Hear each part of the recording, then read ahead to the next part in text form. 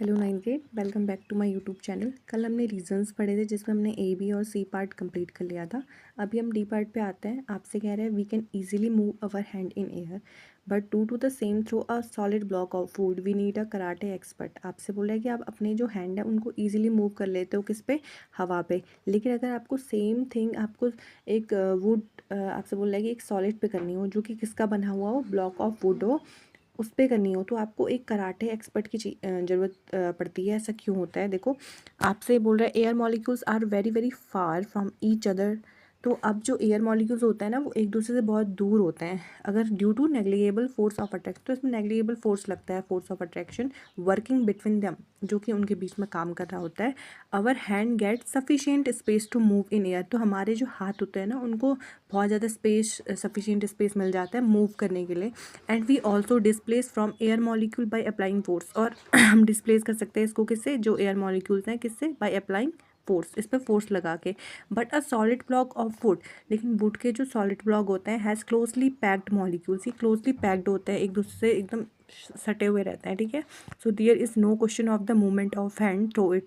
तो इस पर कोई क्वेश्चन ही नहीं बनता कि हम अपने हैंड को कहाँ थ्रो कर पाएँ। In absence of suitable force in proper direction. अब किसकी एब्सेंस में?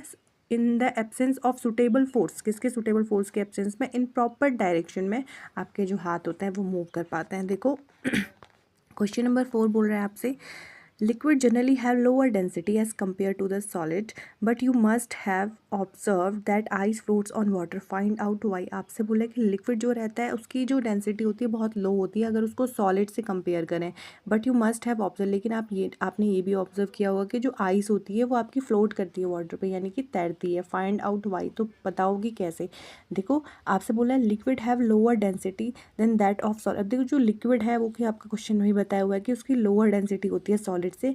Water is also a liquid, water भी आपका लिक्विड है, सो इट शुड ऑल्सो, तो ये भी आपका क्या रहता है, आपसे क्या बोला है, show it should also have less density. तो इसकी जो डेंसिटी होती है वो लेस होती है than that of solid that is ice, जो कि किस में कन्वर्ट होता है आपका, ये आपका वाटर जो है वो कन्वर्टेड फॉर्म ही तो है ना आइस का, इस वजह से ये फ्लो करता है।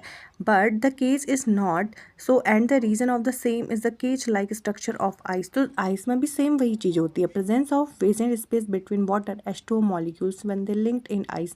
अब जो H2O मॉलिक्यूल्स जो रहते हैं ना वो लिंक्ड करते हैं आइस से। ठीक है, the number of these space is comparatively less. तो आपका जो ये नंबर ऑफ स्पेस होता है ना, कंपैरेटिवली लेस होता है। Being more pores than water, ice is lighter than water and floats over the surface of water. तो यही रीज़न है आपका क्या, कि जो आपका वाटर पे जो आइस होती है वो फ्लोट करती है।